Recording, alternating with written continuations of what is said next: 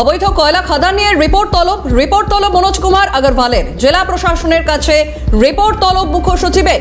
অবৈধ খাদানের অভিযোগ তৃণমূল আমলে এবং খাদান বন্ধে উদ্যোগী বিজেপির সরকার সূত্র মারফত এমনটাই খবর। অবৈধ কয়লা খাদান নিয়ে এবার রিপোর্ট তলব মনোজ কুমার আগরওয়ালের। জেলা প্রশাসনের কাছে রিপোর্ট তলব মুখ্য সচিবের।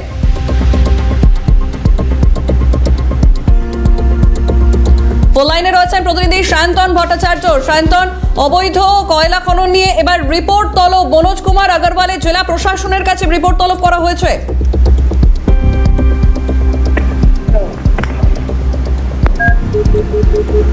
যোগাযোগ বিচ্ছিন্ন হয়েছে, আবারও জানিয়ে রাখি মনোজ কুমার আগরওয়ালের রিপোর্ট তলব করেছেন তিনি। জেলা প্রশাসনের কাছে রিপোর্ট তলব করেছেন মুখ্য সচিব। অবৈধ খাদানের অভিযোগ তৃণমূল আমলে, খাদান বন্ধে উদ্যোগী বিজেপির সরকার এমনটাই সূত্র মারফত খবর। এবং অবৈধ কয়লা খাদান নিয়ে এবার রিপোর্ট তলব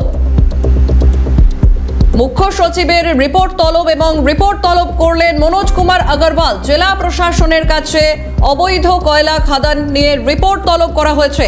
সায়ন্তন রয়েছেন আমাদের সঙ্গে। সায়ন্তন, খাদান বন্ধে উদ্যোগী এবার বিজেপির সরকার এবং তা নিয়ে এবার রিপোর্ট তলব মুখ্য সচিবের।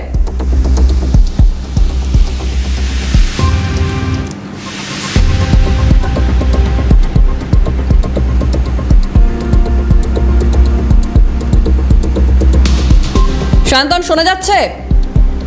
একেবারে মুখ্য সচিবের তরফ থেকে একটি রিপোর্ট তলব করা হয়েছে, কারণ এর আগেই মুখ্যমন্ত্রী শুভেন্দু অধিকারী তিনি বলেছিলেন যে এই বেআইনি কয়লা খাদান রোধে কিন্তু তিনি ব্যবস্থা গ্রহণ করবেন।